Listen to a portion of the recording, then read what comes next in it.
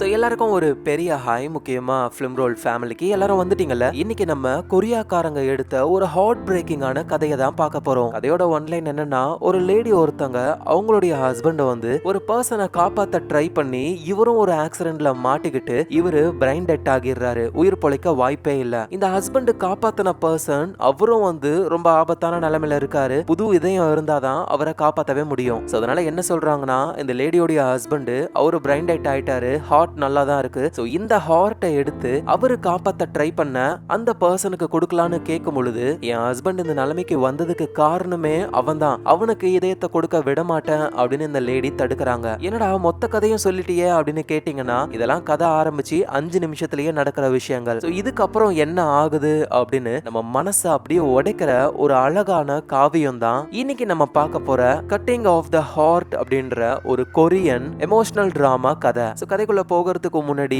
நீங்க வந்திருக்கிற இடம் உங்க ஃபிலிம் ரோல். ஞாபகமா உங்க ஃபிலிம் ரோலை சப்ஸ்கிரைப் பண்ணி உங்க சப்போர்ட்டை கொடுங்க. கதையோட ஆரம்பத்துல ஒரு லேடி ஒருத்தங்க ரொம்ப டென்ஷனா டாக்ஸில வந்துகிட்டு இருக்காங்க. இவங்களோட பேரு யூன். சோ வேக வேகமா இவங்க ஒரு ஹாஸ்பிடலுக்கு தான் போறாங்களே. அங்க ஆல்ரெடி அடிபட்டு ஒருத்தரை கொண்டு வந்துகிட்டு இருக்காங்க. இவங்களும் வேகமா போய் பாக்குறாங்க. யூன் பார்க்க வந்தது இவரை கிடையாது. சோ உடனே ரிசப்ஷனுக்கு போக அங்க ஒரு லேடி இருக்காங்க. மேடம், உங்களுக்கு யார் வேணும்? அது வந்து என்னோட ஹஸ்பண்ட் ஒரு ஆக்சிடென்ட் ஆகி இந்த ஹாஸ்பிடல்ல தான் அட்மிட் பண்ணிருக்காங்க. அவரோட பேரை கொஞ்சம் சொல்ல முடியுமா அப்படின்னு அவங்க கேட்கும் பொழுது, யூனோ அவரோட பேரு கிம்னு சொல்றாங்க.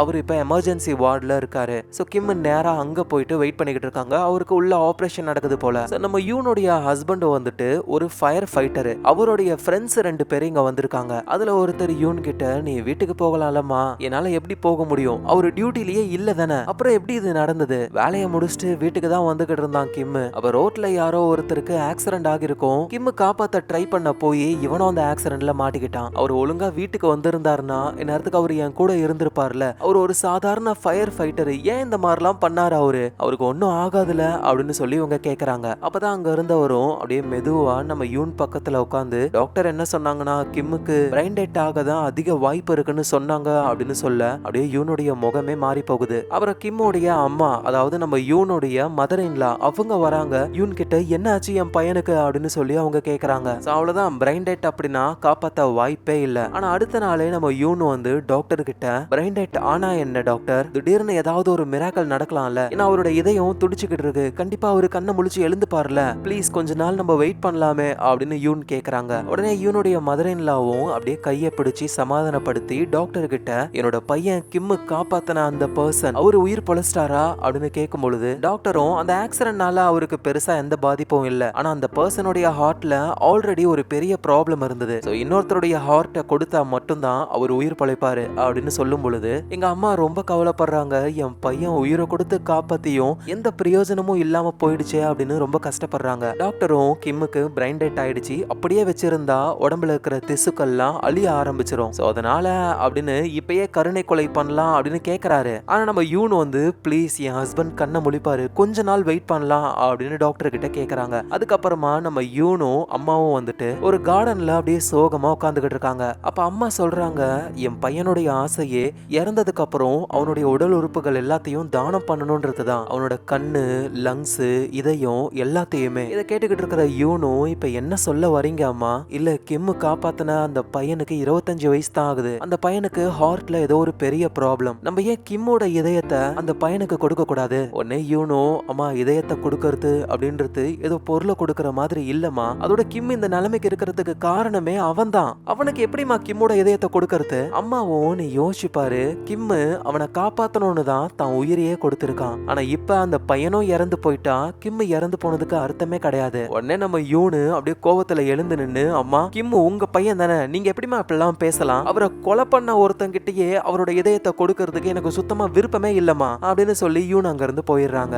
நைட் டைம் ஆகுது. அந்த ஹாஸ்பிட்டல்ல நம்ம யூன் அழுதுகிட்டு இருக்காங்க. கிம்மோடைய ஷூஸை பார்த்துக்கிட்டு, அதோட அவரோட பர்ஸ் அதை ஓபன் பண்ணி பார்க்கும்பொழுதுதான் நம்ம கிம்மு, யூனு, அதோட இவங்களுக்கு ஒரு குழந்தையும் இருக்கு. அந்த போட்டோவை தன்னுடைய பர்ஸ்ல அவர் வச்சுக்கிட்டு இருந்தாரு. அந்த போட்டோவை பார்த்து யூன் ரொம்பவே அழறாங்க. அதை அப்படியே அவங்க நெஞ்சோட வச்சுக்கிட்டு கிம் அவங்கள விட்டு பிரிஞ்சு போனதா அவங்களால ஏத்துக்கவே முடியல. சோ இப்படியே சில வருஷங்கள் கடந்து போகுது. நம்ம யூனு அவங்க பையனை கூட்டிட்டு நேரா அம்மா கிட்ட வராங்க. யூனுடைய பையன் பேரு வந்து ஊ. அவன், பாட்டி பாட்டி நான் இன்னைக்கு அப்பாவை பார்க்க போறேன் பாட்டி. ஓ அப்படியா, போயிட்டு சீக்கிரமா வாங்க, இன்னைக்கு பாட்டிக்கு ரொம்ப வேலை இருக்கா, அதனால பாட்டியால வர முடியாது. சோ யூனும் அவங்க பையன் ஊவை கூட்டிட்டு போறாங்க. பார்த்தா கிம்முடைய மெமோரியல் தான். அப்படின்னா கிம் இறந்து போயிட்டாரு. ஆனா யூன் வந்து அந்த குட்டி பையன் கிட்ட உன் அப்பா இறந்து போயிட்டாரு அப்படின்னு சொல்லாம அந்த பையனுக்கு புரியுற மாதிரி அப்பா சூப்பர்மேன் ஸ்கூலுக்கு போயிருக்காரு அப்படின்னு சொல்றாங்க. ஆனா அம்மா, அப்பாவோட ஸ்கூல்ல லீவ் எல்லாம் கிடையாதா, ஏன் அப்பா என்ன பார்க்க வரவே இல்ல? ஏன்னா அப்பாவோட ஸ்கூல் வந்து ரொம்ப ஸ்ட்ரிக்டான ஸ்கூலு, அங்க ரொம்ப ஸ்ட்ராங்கானவங்க மட்டும்தான் படிக்க முடியுமே. அப்படின்னா அப்பா ரொம்ப ஸ்ட்ராங்கா அம்மா? அம்மாவோ, அப்பா ரொம்ப ரொம்ப ஸ்ட்ராங்கு, ரொம்ப நல்லவரு. அவரு சூப்பர்மேனா ஆனதுக்கு அப்புறம் கண்டிப்பா உன்னை பார்க்க வருவாரு. சரி வா நம்ம போலாம், அப்பாவுக்கு பாய் சொல்லு அப்படின்னு சொல்ல அந்த குட்டி பையனும் அந்த மெமோரியலை பார்த்து அப்பா நான் போயிட்டு வரேன்ப்பா, சீக்கிரமா நீங்க சூப்பர்மேனா மாறுங்க அப்பா அப்படின்னு சொல்லி ரொம்ப பாவமா அவங்க 2 பேரும் அங்க இருந்து போறாங்க. வெளியே போற வழியில கையில பொக்கேவோட ஒருத்தர் வெயிட் பண்றாரு. அவரு நம்ம யூனை, எங்க ஒரு நிமிஷம், கிம்மோடைய ஒய்ஃப் தானே நீங்க? ஆமா, உங்களுக்கு என் ஹஸ்பண்ட் தெரியுமா? உடனே இவரோட முகமே மாறுது. அது வந்து என்னோட பேரு லீயா, ஆனா எனக்கு உங்களை தெரியலையே அப்படின்னு நம்ம யூன் யோசிக்கும் போதுதான் டக்குனா அவங்களுக்கு ஸ்ட்ரைக் ஆகுது. நம்ம யூனோட ஹஸ்பண்ட் கிம் ஒருத்தரை காப்பாத்த ட்ரை பண்ணிருப்பாருல, அதனால தானே அவர் பிரைண்ட் அவுட் ஆயிருப்பாரு. அப்படி காப்பாத்த ட்ரை பண்ண பர்சன் தான் இந்த லீன்றவரு. அதோட கிம்மோட இதயத்தை தான் இந்த லீக்கும் வச்சிருக்காங்களே. இவரை பார்த்த உடனேயுமே நம்ம யூனுக்கு கோவம் வருது. டக்குன்னு அவங்க பையனை கூட்டிட்டு வேகமா வெளியே வராங்க. அந்த லீயும் ஓடி வந்து எங்க ஒரு 10 நிமிஷம் இல்ல ஒரு 5 நிமிஷங்க. யூனும் இங்க பாருங்க, நான் எதையும் கேட்க தயாரா இல்ல, ப்ளீஸ் வழிய விடுங்க. ஆனா நான் என்ன சொல்ல வரேன் அப்படின்னா, என் உயிரையே காப்பாத்தினது உங்க ஹஸ்பண்ட் தான். அதுக்காக நான் ஏதாவது ஒண்ணு பண்ணணும்னு நினைக்கிறேன். ப்ளீஸ் ஏதாவது பண்ணணும்னு நினைச்சீங்கன்னா உங்க லைஃபை நீங்க வாழுங்க, அடுத்து உங்களுக்கு உதவி செய்யுங்க, அது போதும் அப்படின்னு சொல்லி யூன் வந்து அவங்க பையனை கூட்டிட்டு அங்க இருந்து போய்கிட்டே இருக்காங்க. எங்க லீயும் அப்படியே ஒரு மாதிரி கில்ட்ல பாக்குறாரு. ஏன்னா அந்த லீனாலதான் கிம்மோட உயிரே போச்சு அப்படின்னு இவருமே நினைக்கிறாரு. நம்ம யூனும் வீட்டுக்கு வந்து அப்படியே யோசனையில இருக்காங்க. அடுப்புல ஃபுட்டு தீய போகுது. நல்ல வேலையா அம்மா அந்த இடத்துக்கு வந்து, யூன் என்ன ஆச்சு உனக்கு, எதை யோசிச்சுக்கிட்டு இருக்க பாரு, சாப்பாடு எல்லாம் தீஞ்சு போயிருக்கும். இல்ல அதெல்லாம் ஒண்ணும் இல்லம்மா, நான் பாத்துக்கிறேன் அப்படின்னு அவங்க சொல்ல அம்மாவும் டைனிங் டேபிள்ல உட்கார ஆரம்பிக்கிறாங்க. அப்ப நம்ம யூனும், அம்மா கிம்மோட இதயத்தை வேற ஒருத்தருக்கு வச்சாங்கல்லம்மா, அவர் இப்ப நல்ல லைஃப் வாழ்வாரா, அவர் உண்மையிலே நல்லவராமா? எனக்கு தெரியல யூன், ஒருவேளை கெட்டவனா இருந்தா கூட என் பையன் இதயத்தை வச்சதுக்கு அப்புறம் கண்டிப்பா அவன் நல்லவனா தான் இருக்கணும். ஆனா இப்பதான் நம்ம யூன் ஒரு விஷயத்த சொல்றாங்க.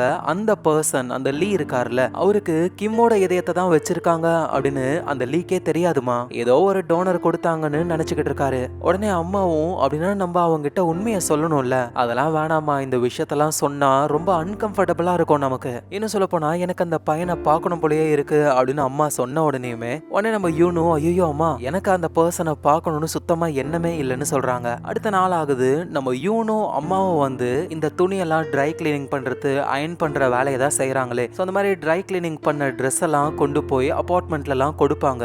அப்படி கொடுத்துக்கிட்டு இருக்கும்போது யூன் வந்துட்டு படிக்கட்டுல இருந்து தவறி கீழே விழுந்துடுறாங்க. அவங்க கால் முட்டில அடிபடுது. அப்படியே நொண்டிக்கிட்டே சைக்கிளை தள்ளிக்கிட்டு வீட்டுக்கிட்ட வரும்பொழுது வீட்டு வாசல்ல அந்த லீ நிக்கிறாரு, கையில ஒரு கிஃப்டோட. வீட்டுக்கு வெளியே அம்மாவும் யூனோட பையனை கூட்டிட்டு வராங்க. அவங்களும் அந்த லீய பார்த்துட்டு, இது யாருமா, கெஸ்டா? நம்ம யூனுக்கு என்ன சொல்றதுன்னு தெரியல. உடனே அந்த குட்டி பையன், பாட்டி இவங்களை நேத்து நாங்க பார்த்தோம், அப்பாவை பார்க்க இவங்களும் வந்திருந்தாங்க. சரின்னு பாட்டியும் லீய வீட்டுக்குள்ள கூப்பிடுறாரு. லீயும் அம்மா கிட்ட, நான் இங்க வரணும் தான் நினைச்சுக்கிட்டு இருந்தேன், ஒவ்வொரு தடவையும் வீட்டு வாசல் வரைக்கும் வந்துட்டு திரும்ப போயிடுவேன், ஏன்னா உங்க முகத்தெல்லாம் பார்க்க எனக்கு ஒரு மாதிரி இருந்ததுமா. ஐயோ அதெல்லாம் ஒண்ணும் இல்லப்பா, எனக்கும் உன்னை பார்க்கணும்னு எவ்வளவு ஆசையா இருந்தேன் தெரியுமா, நீ நல்லா இருக்கல, உன் உடம்பு ஹெல்த்தியா இருக்குல்ல, அது போதும். அதோட அம்மா வந்து அந்த லீயோடைய செஸ்ட் கிட்ட பாக்குறாங்க. உனக்கு சர்ஜரி பண்ணிட்டாங்கல்ல அப்படின்னு இதயத்தை பத்தி பேசலான்னு வரும்பொழுது டக்குன்னு நம்ம யூன் வந்துட்டு பழங்களை கொண்டு வந்து கொடுக்கற மாதிரி அதை பேச வேணான்ற மாதிரி ஸ்டாப் பண்றாங்க.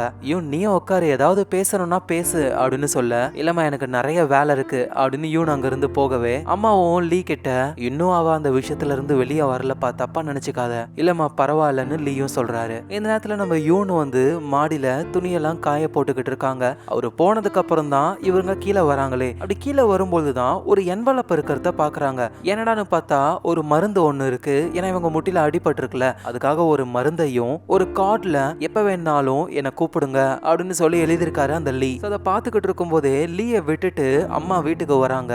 யூன் நான் எவ்வளவோ வேணான்னு சொல்லியும் அந்த பையன் இதை கொடுத்துட்டு போனா அப்படின்னு ஒரு கவரை கொடுக்குறாங்க. அதுல பணம் தான் இருக்கு. இதை பார்த்த உடனே யூனுக்கு கோவம் வருது. அம்மா என்னமா பண்ணிக்கிட்டு இருக்கீங்க, இந்த மாதிரி காசு வாங்குறோம் அப்படின்னா அவரோட இதயத்தை வித்த மாதிரிமா. இல்லம்மா அந்த பையன் ஏதாவது ஒண்ணு பண்ணணும்னு நினைக்கிறான் அம்மா, எதுவும் பண்ணாம இருக்கிறதே போதுமா, அதோட கிம்மோடைய இதயத்தை தான் அவனுக்கு வச்சிருக்காங்கன்ற உண்மையை சொன்னீங்களான்னு கேட்கும் பொழுது அம்மாவும் நான் எதுவும் சொல்லலன்னு சொல்றாங்க. இங்க லீ வந்து ஒரு ரெஸ்டாரண்ட்ல இருக்காரு. அங்கதான் லீயோடைய சிஸ்டர் ஒர்க் பண்றாங்க. நடந்த விஷயத்த அவங்க கிட்ட சொல்ல, டே என்ன பண்ணிக்கிட்டு வந்திருக்கடா நீனு, பணத்தை கொடுத்தா அவங்களுக்கு ஒரு மாதிரி இருக்கும்னு தோணலையாடா உனக்கு, ஒரு உயிருக்கு எவ்வளவு பணம் கொடுத்தாலும் ஈடாகாது இப்படின்னு பேசிக்கிட்டு இருக்கும் போதே லீக்கு போன் கால் வருது. பண்றது யாருன்னா நம்ம யூன் தான். நீங்க கொஞ்சம் ஃப்ரீயா இருக்கீங்களா, உங்களை பார்க்கணும் அப்படின்னு சொல்றாங்க. சரின்னு லீயும் ஒரு இடத்துல வெயிட் பண்றாரு. அங்க நம்ம யூனும் வர ஆரம்பிக்கிறாங்க. ரெண்டு பேரும் ஒரு டேபிள்ல உட்கார, நான் எதுவும் சாப்பிட ஆர்டர் பண்ணட்டுமா அப்படின்னு ஒரு கேட்கும் பொழுது, இல்ல நான் ரொம்ப நேரத்துக்குலாம் இங்க இருக்க போறது கிடையாது அப்படின்னு அவர் கொடுத்த அந்த பணத்தோடைய கவரை எடுத்து வச்சுட்டு, இனிமே ப்ளீஸ் இந்த மாதிரி வேலையெல்லாம் பண்ணாதீங்க, இல்லங்க நான் ஏன் காசு கொடுத்தேன்னா, இல்ல ஓகே எனக்கு புரியுது, இதோட எல்லாத்தையும் விட்டுறலாம் ப்ளீஸ், எல்லாமே ஓகே தான் அப்படின்னு சொல்லிட்டு அவங்க அங்கிருந்து கிளம்புறாங்க. கொஞ்சம் தூரமே வந்துட்டாங்க. ஆனா பின்னாடியே அந்த லீ வேகமா ஓடி வந்து, எங்க ஒரு நிமிஷம் நில்லுங்க அப்படின்னு முன்னாடி வந்து நின்னு மூச்சு வாங்குது போல அப்படியே நெஞ்சில கைய வச்சுக்கிட்டு அவர் மூச்சு வாங்கும் பொழுது அதை நம்ம யூன் பார்த்து ஒரு மாதிரி ஆகுது. ஏன்னா அவரோட உடம்புக்குள்ள துடிச்சுக்கிட்டு இருக்கிறது யூனுடைய ஹஸ்பண்டோட இதயம் தான். நான் சொல்றது கேளுங்க, உங்க ஹஸ்பண்டால தான் நான் உயிரோட இருக்கேன், அவரு தான் தான் உயிரை கொடுத்து என்னை காப்பாத்தினாரு. உடனே யூனும், இங்க பாருங்க உங்க மேல எதுவும் தப்பு இல்ல, இல்லங்க என் மேலதான் தப்பு, ஏன்னா நான் அப்ப ரொம்ப வீக்கா இருந்தேன், என்னை காப்பாத்தணும்னு தான் அவர் வந்தாரு, இப்ப நான் உயிர் பொழைச்சிட்டேன் நல்லா இருக்குன்னு நினைச்சு சந்தோஷப்படுறதா, இல்ல என்ன காப்பாத்த போய் ஒருத்தர் இறந்து போயிட்டாருன்னு அலறதா, சிரிக்கவும் முடியாம அளவும் முடியாம இருக்கனா, நான் உங்களுக்கு கடன் பட்டிருக்கேன் புரியுதா, அதனாலதான் உங்களை தேடி தேடி வரேன், வாழ்க்கை முழுக்க இந்த வாரத்தை என் மனசுக்குள்ளேயே வச்சுக்கிட்டு என்னால வாழ முடியாது இப்படின்னு ரொம்ப கஷ்டமா லீ பேச, யூனும் மனசு இறங்குறாங்க. ரெண்டு பேரும் ஒரு இடத்துல உட்காந்து பேச ஆரம்பிக்கிறாங்க. நான் ஏதாவது ஹெல்ப் பண்ணட்டுமா உங்களுக்கு, வீட்டுல ஏதாவது வேலை இருந்தா சொல்லுங்க, நான் செய்யறேன், என்னால முடிஞ்ச வரைக்கும் உங்களுக்கு ஹெல்ப்ஃபுல்லா இருக்கணும்னு நினைக்கிறேன். உடனே யூனும், எது ஹெல்ப் பண்றியா, நான் சுவாசிக்கிற காத்தே இன்னைக்கு ரொம்ப குளிரா இருக்கு, அந்த குளிர் மெதுவா என் இதயம் வரைக்கும் போய் தொடுது, அப்பதான் எனக்கே புரியுது என் கிம் என் கூட இல்ல அப்படின்னு. நான் 100 பேருக்கு நடுவுல இருந்தாலும் என்னோட மனசு தனிமையா தான் இருக்கிற மாதிரி இருக்கு, இதுல உன்னால எப்படி ஹெல்ப் பண்ண முடியும், அதனால நீ எங்களை நினைச்சு கவலைப்பட வேணாம், உனக்கு இதயம் கொடுத்தாங்கல்ல அந்த ஃபேமிலியை நினைச்சும் கவலைப்படாத.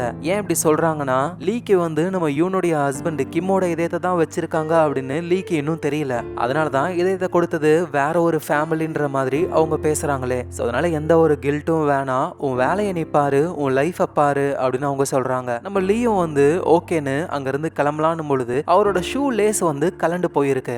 யூனும் உங்க ஷூ லேஸ் அவுந்திருக்கு அப்படின்னு சொல்ல, இவர் அந்த ஷூ லேஸை கட்டுறாரு, ஒரு வித்தியாசமான முடிச்சு அவரு போடுறாரு. இதை பார்த்து யூனு ஷாக் ஆகுறாங்க. ஏன்னா இதே மாதிரி தான் யூனுடைய ஹஸ்பண்ட் கிம்மும் ஷூ லேஸ்ல இந்த முடிச்ச போடுவாரு. ஏன் அப்படி முடிச்சு போடுறீங்கன்னு கேட்டா, ஏன்னா அப்பதான் இது கலண்டு வராது அப்படின்னு சொல்லுவாரு. அந்த விஷயம் யூனுக்கு ஞாபகத்துக்கு வருது. இங்க அந்த லீய பார்த்து, நீங்க எப்பையில இருந்து இந்த மாதிரி முடிச்ச போடுறீங்க அப்படின்னு சொல்லி கேட்க, இல்ல சர்ஜரிக்கு அப்புறம் தான், ஏன்னா இப்படி போட்டா தானே ஈஸியா கலண்டு வராது இப்படின்னு கிம்மு சொன்ன வார்த்தையே இவரும் சொல்ல, யூனுக்கு அப்படியே ஒன்னும் புரியல, ஷாக் ஆகுறாங்க. வீட்டுக்கு போயிட்டு அவங்க பையனெல்லாம் தூங்க வைக்கிறாங்க. ஆனா நம்ம யூனுக்கு தூக்கமே வரல. இது எப்படி நடக்கும் அப்படின்னு சொல்லி அதே யோசனையாவே இருக்கு அவங்களுக்கு. அடுத்த நாள் ஆகுது. யூனுடைய கடைக்கு வந்து ஒருத்தர் பிரச்சனை பண்ணிக்கிட்டு இருக்காரு. நான் உங்ககிட்ட என்னுடைய கோர்ட்டை ட்ரை கிளீனிங்க்கு கொடுத்தேன், இப்ப கேட்டா இல்லன்னு சொல்ற. யூனு, இங்க பாருங்க, நீங்க எந்த ஒரு கோர்ட்டையும் கொடுக்கவே இல்ல, திடீர்னு வந்து கோர்ட்டை கொடுனா எந்த கோர்ட்டை கொடுக்கறது. கரெக்டா அந்த நேரத்துல தான் நம்ம லீயும் அங்கதான் வந்துகிட்டு இருக்காரு. யூனு சொல்றாங்க, நீங்க எந்த கோர்ட்டையும் கொடுக்கல, ப்ளீஸ் உங்க வீட்டுல போய் தேடி பாருங்க, சும்மா போய் சொல்லாத, நீ தான் எடுத்து வச்சுக்கிட்ட, ஏன்னா அந்த கோர்ட்டோட விலை ரொம்ப அதிகம், புருஷங்காரன் செத்து போயிட்டான், தனியா இருக்க, அதான் இந்த மாதிரி கோர்ட் எல்லாம் திருடுற வேலையை பாத்துக்கிட்டு இருக்கா அப்படின்னு அவரு சொன்ன உடனேயுமே, யோ வாய மூடியா அப்படின்னு ஒரு குரல். உனக்கு என்ன அதுப்பு இருந்தா இவங்க கிட்ட இந்த மாதிரி எல்லாம் பேசுவ, புருஷன் இறந்து போயிட்டாரு, காசுக்கு கஷ்டப்படுறாங்க, அதனால திருடுவாங்களா, இவங்க தான் எடுத்தாங்கன்னு ஏதாவது ப்ரூஃப் இருக்கா உங்ககிட்ட, இல்ல ஒழுங்கா மூடி நீ இங்க இருந்து போ, இல்லனா போலீஸ்க்கு கால் பண்ணு, அதை விட்டுட்டு சும்மா இங்க வந்து கத்திர வேலை வச்சுக்காத அப்படின்னு அந்த ஆளை திட்டிட்டு நம்ம யூன் கூடவே கடைக்குள்ள போறாங்க. சின்ன சின்ன ஹெல்ப் எல்லாம் இவரு பண்றாரு. அப்போ ஒரு கோர்ட்டை வந்து மேல ஆங்கர்ல மாற்றத்துக்கு இவங்க ட்ரை பண்றாங்க, முடியல, டக்குன்னு கீழே விழுந்திருப்பாங்க, நல்லவேளையா இவர் வந்து காப்பாத்துறாரு. அப்புறம் சொல்றாரு, இந்த மாதிரி யாராவது சண்டை போட்டாங்கன்னா முன்னாடிலாம் நான் ரொம்ப பயப்படுவேன், என் மேல தப்பே இல்லைன்னா கூட தப்பு செஞ்ச மாதிரி தொடநடுங்கித்தனமா இருப்பேன், ஆனா என்னன்னு தெரியல இப்பெல்லாம் நான் ரொம்ப தைரியமா இருக்கேன், ஒருவேளை எனக்கு இதயத்தை கொடுத்தவரு தைரியசாலியா இருப்பாரோ என்னவோ இப்படின்னு அவரு சொல்ல, நம்ம யூனும் பாக்குறாங்க அவர் சொல்றது உண்மைதான். ஏன்னா யூனோட ஹஸ்பண்ட் கிம் ஒரு ஃபயர் ஃபைட்டரு, ரொம்ப தைரியசாலி. லீயும், நான் உங்ககிட்ட சொல்லல, நான் ஒரு ஹார்ட் பேஷண்ட், எனக்கு வேற ஒருத்தரோட இதயத்தை தான் வச்சிருக்காங்களே, நம்ம யூனும் எதுவும் தெரியாத மாதிரி, உங்களுக்கு இதயத்தை கொடுத்தார்ல, அவரை பத்தி ஏதாவது தெரியுமா? இல்லங்க, எனக்கு எதுவும் தெரியாது. ஆனா கண்டிப்பா என்னைக்காவது ஒரு நாள் அவரை நான் பார்த்து கூட இருந்திருக்கலாம். ஆனா கண்டிப்பா அவரு ரொம்ப நல்லவரா இருக்கணும். ஏன்னா அவரோட இதயத்தை வச்சதுக்கு அப்புறம் தான் நான் ஒரு புது மனுஷனா உணர்றேன். என்னோட பழக்க வழக்கங்கள், மனசுன்னு எல்லாமே மாறி இருக்கு. உங்க ஃபேமிலிக்கு நான் எவ்வளவு கடமைப்பட்டிருக்கணும், அதே மாதிரி தான் எனக்கு இதயத்தை கொடுத்தவருடைய ஃபேமிலிக்கும் நான் ரொம்ப கடமைப்பட்டிருக்கேன். ஆனா அவங்க யாரு என்னன்னே எனக்கு எதுவும் தெரியல அப்படின்னு இவரு சொல்ல சொல்ல இங்க நம்ம யூன் ரொம்பவே கஷ்டப்படுறாங்க.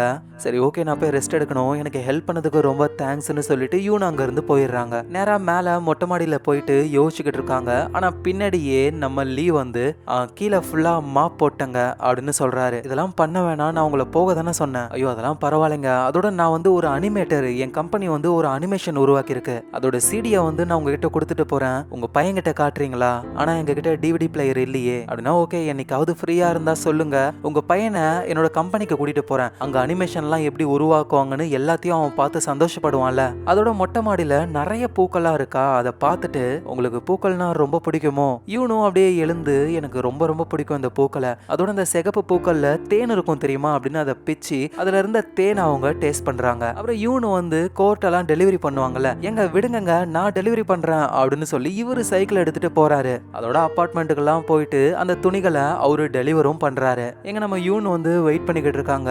தலைவர் வராரு சைக்கிள்ல, போயிட்டு டெலிவரி மட்டும் பண்ணுவாருன்னு பார்த்தா ட்ரை கிளீனிங்க்கு உங்க துணி கொடுக்கலையோ அப்படின்னு ரோட்ல கத்திக்கிட்டு திரும்ப வரும்பொழுது அவ்வளோ துணி கொண்டு வராரு. நம்ம யூனும் என்னது இவ்வளோ துணியா? ஆமாங்க, எல்லாரும் ட்ரை கிளீனிங்க்கு அயனிங்க்குன்னு நிறைய கொடுத்துருக்காங்க. அதோட நான் வரும்பொழுது உங்களுக்காக ஒன்று வாங்கிட்டு வந்தேன் அப்படின்னு ஒரு பார்சலை ஓபன் பண்ணி ஒரு டோனட்டை கொடுக்குறாரு. நீங்க அந்த பூக்கள்ல இருந்து தேனை சாப்பிட்டீங்கல்ல, இந்த டோனட்டை சாப்பிடுங்க, இது இன்னும் ஸ்வீட்டா இருக்கும் அப்படின்னு சொல்லி வாயில ஊட்டி விடுறாரு. ஆனா யூன் வந்து அப்படியே கையில அதை வாங்கிக்கிட்டு ஒரு கடி கடிக்கிறாங்க. உடனே சிரிச்சிட்டு ஆமா இது ரொம்ப ஸ்வீட்டா இருக்குன்னு சொல்றாங்க. அதோட நீங்க லேஸ் இருக்கிற மாதிரி ஷூ போடவே இல்லையே, வேற ஷூ போட்டிருக்கீங்களேன்னு சொல்லிட்டு போறாங்க. ஏன்னா நம்ம யூனுக்கு வந்துட்டு இந்த லீ அவங்க ஹஸ்பண்ட் கிம் மாதிரியே அந்த லேஸை போடுறத பாக்குறதுக்கு பிடிச்சிருக்கு போல. சோ லீயும் அவரோட ஷூவை பாக்குறாரு. அதுக்கப்புறமா நம்ம யூன் பின்னாடியே சைக்கிளை தள்ளிக்கிட்டே போறாரு. அப்புறம் லீ வந்து ஒர்க் பண்ணிக்கிட்டு இருக்காரு. அவர் அனிமேட்டர் தானே, டிராயிங்லாம் பண்ணுவாரு. அப்படிதான் நம்ம யூனுக்கு ரொம்ப பிடிச்ச அந்த சிகப்பு கலர் பூவை இவரு வரைஞ்சுக்கிட்டு இருக்காரு. இந்த நேரத்துல நம்ம யூன் வந்து அவங்க பையன் நாளைக்கு ஸ்கூல்ல இருக்கிற பசங்க கூட சேர்ந்துகிட்டு பிக்னிக் போக போறாரு போல. அதனால ஃபுட்டுக்காக நிறைய பொருள் அவங்க வாங்குறாங்க. அந்த பொருள் எல்லாம் பில் போடும் பொழுது பில் போடுற லேடி ஒருத்தங்க, அன்னைக்கு ஒரு கஸ்டமர் ஓவரா உங்ககிட்ட பேசும் பொழுது உனக்காக சப்போர்ட் பண்ணி ஒரு பையன் வந்தானே, அது யாருன்னு கேட்கும் பொழுது இவனுக்கும் என்ன சொல்றதுன்னு தெரியல. அது வந்து எங்களுக்கு தெரிஞ்சவர் தான் அவருன்னு சொல்றாங்க. அப்புறம் வீட்டுக்கு வந்துட்டு நாளைக்கு பிக்னிக் போகிறதுக்காக நிறைய ஃபுட் எல்லாம் ரெடி பண்ணிக்கிட்டே இருக்கும் பொழுது அந்த பையனும் நாளைக்கு நான் பிக்னிக் போக போறேன் ஜாலி அப்படின்னு சொல்றான். ஆனா அடுத்த நாள் பார்த்தா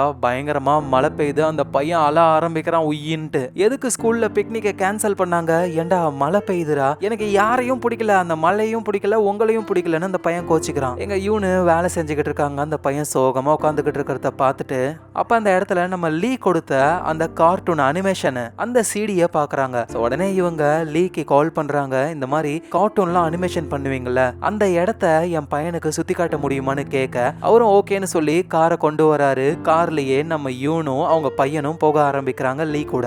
நேரா கம்பெனிக்கு போகாம ஜாலியா வெளியே போய் சுத்த ஆரம்பிக்கிறாங்க. அந்த குட்டி பையன் கையில காத்தாடிய வச்சுக்கிட்டு அவ்வளவு ஆட்டம் அவரு. நம்ம யூனும் லீக்கு தேங்க்ஸ் சொல்றாங்க. நான் போன் பண்ண உடனே வந்ததுக்கு ரொம்ப தேங்க்ஸ். ஐயோ உண்மையை சொல்லணும்னா நான் தாங்க தேங்க்ஸ் சொல்லணும். உங்க கூட வெளியே வந்ததுக்கு அப்புறம் தான் ஏதோ எனக்கு ஒரு மாதிரி இருக்கு. அதுவும் உங்களை பார்க்கும்போது தான் இதயம் ஒரு மாதிரி பண்ணுதுங்க. நான் ஒன்னும் சும்மா சொல்லல, உண்மையிலேயே மனசு ஒரு மாதிரி இருக்கு இப்படின்னு ஒரு சொன்னதும் யூனுக்கு எப்படி ரியாக்ட் பண்றதுன்னே தெரியல.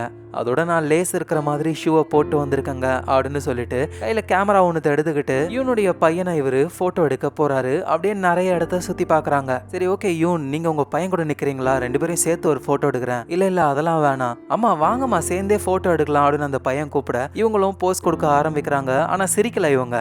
லீயும் எங்க கொஞ்சம் சிரிக்கலாம்ல, டோனட் சாப்பிடும் போது சிரிச்சிங்களே அந்த மாதிரி கொஞ்சம் சிரிங்களேன்னு காமெடி எல்லாம் பண்ணி நம்ம யூனை சிரிக்க வைக்கிறாரு. அதுக்கப்புறமா கேமரால போட்டோ எடுக்கலான்னு ட்ரை பண்ணும் பொழுது என்ன ஆச்சுன்னு தெரியல, யூனுடைய முகம் பார்க்க அவ்வளோ அழகா இருக்கு. அதனால அப்படியே ஜூம் பண்ணி நம்ம யூனை மட்டும் ஃபோக்கஸ் பண்ணி யூனோட அழகை இவரு ரசிக்கிறாரு. அவங்க ஒரு ஏஞ்சல் மாதிரி இவரோட கண்ணுக்கு தெரியுறாங்க. யூனும் என்ன போட்டோ எடுக்கிறீங்களா இல்லையா, அதோ எடுக்கிறேன் அப்படின்னு யூனை இவரு போட்டோ எடுக்கிறாரு. அப்புறம் நீர்வீழ்ச்சி மாதிரியான இடத்துக்கெல்லாம் போறாங்க. நம்ம யூன் அவங்க பையன் கூட விளையாடிக்கிட்டு இருக்காங்க.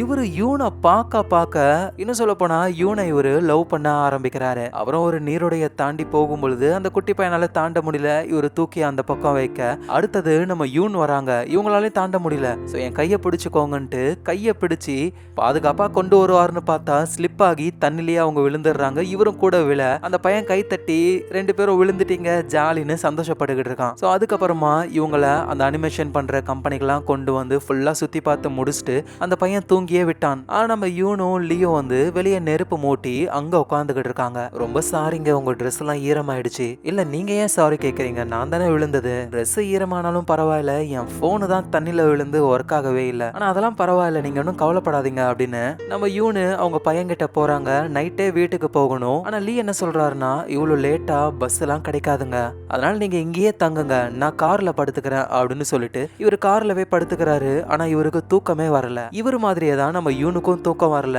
ஜன்னல் வழியா காரை தான் பாக்குறாங்க. அவரும் காரோடைய கண்ணாடி வழியா ஜன்னலையே பாத்துக்கிட்டு இருக்காரு. சோ அடுத்த நாள் ஆகுது. இவரு நம்ம யூனையும் அவங்க பையனையும் வீட்டுக்கு கொண்டு வந்து விட்டுட்டாரு. அந்த குட்டி பையனும் எங்களை கூட்டிட்டு போனதுக்கு ரொம்ப தேங்க்ஸ் அங்கிள் அப்படின்னு சொல்லி லீக்கு பாய் சொல்ல அவரும் பாய் சொல்றாரு. அதுக்கப்புறமா கார் எடுத்துக்கிட்டு அவர் அங்க இருந்து கிளம்ப நடக்கிற எல்லாத்தையுமே அம்மாவும் பாத்துக்கிட்டு இருக்காங்க. எங்க யூனு வீட்டுக்குள்ள அவங்க பையன்கிட்ட, நம்ம இந்த மாதிரி பிக்னிக் போயிட்டு வந்ததெல்லாம் பாட்டி கிட்ட சொல்லக்கூடாது புரியுதா? ஏன் அம்மா? ஏன்னா நம்ம போயிட்டோன்னா வீட்டுல யாரும் இருக்க மாட்டாங்கல்ல, அதனால பாட்டி ரொம்ப கோவப்படுவாங்க. என்னன்னா இவங்க பிக்னிக் போயிட்டு வந்த அதே நாள்ல தான் பாட்டியும் வெளியே போயிட்டு வந்திருக்காங்க. ஆனா பாட்டி இதை ஆல்ரெடி பாத்துட்டாங்க. ஆனா எதுவும் தெரியாத மாதிரியே வீட்டுக்குள்ள வராங்க. எங்க நம்ம யூனு ஷாக்கு. உடனே அம்மா கிட்ட போயிட்டு, அம்மா நாளைக்கு தானே வரேன்னு சொன்னீங்க, அது வந்து வேலை முடிஞ்சிருச்சுமா, அதான் இன்னைக்கே வந்துட்டேன். ஆமா நீ ஏன் இன்னும் கடைக்கு போகல? அது வந்து நான் தூங்கிட்டேம்மா, நீங்க இன்னும் சாப்பிட்டுருக்க மாட்டீங்க, வாங்க சாப்பாடு தரேன் அப்படின்னு வேக வேகமா போறாங்க இவங்க. ஆனா நம்ம அம்மாவுக்கு ஆல்ரெடி தெரியும் என்ன நடக்குது இங்க அப்படின்னு. சோ கடைக்கு வந்துட்டாங்க. அங்க வந்து நம்ம யூனு அயன் பண்ணிக்கிட்டு இருக்கும்போது அம்மா வந்து சும்மா யூனையே உத்து உத்து பாக்குறாங்க. என்னம்மா ஆச்சு, என்னையே பாத்துக்கிட்டு இருக்கீங்க, முகத்துல எதுவும் இருக்கா? நான் ஒன்னும் உன் முகத்தை பாக்கல, உன் மைண்ட தான் பாக்குறேன். என்னது மைண்டா? புரியலம்மா. அவ திடீர்னு ஒருத்தர் வராரு.